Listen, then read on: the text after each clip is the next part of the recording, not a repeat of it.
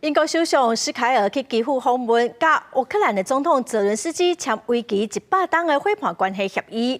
另外，泽伦斯基是讲到，英国支持乌克兰加入北约，是对欧洲地区的安全上大的保证。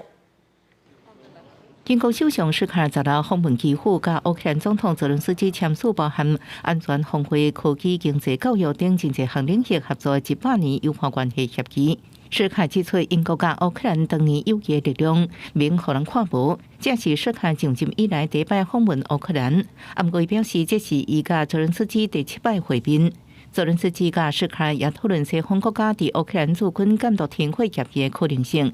另外，泽伦斯基也讲，不管是安怎提限，都应该将乌克兰加入北约的时间表斗阵提出。Британія підтримує вступ України в НАТО. Це найкращий варіант гарантій безпеки і не лише для нашої держави, а для всього нашого регіону, для всього нашого євроатлантичного простору. 根据这项100年协议，英国会协助乌克兰提悬波罗的海、乌海甲阿苏海海上安全，应对俄罗斯军事威胁，包含无人机防御、先进军事科技合作甲监控系统建设，防止俄罗斯为占领区非法输出谷物。协议也讲到，伫协议有效期间，无任何一边会伫逐步攻击或者是侵略时阵孤立无援。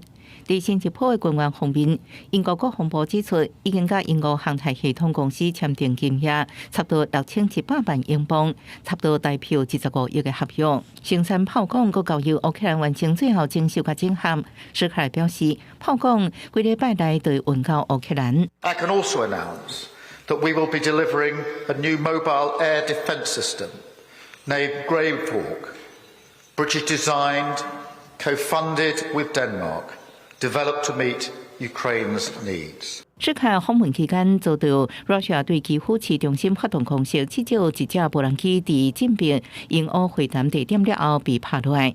俄罗斯军队攻击乌东顿的刺客甲第一大城哈尔科夫，这可能威胁乌克兰补给线，而且对基辅等关键都市造成真大风险。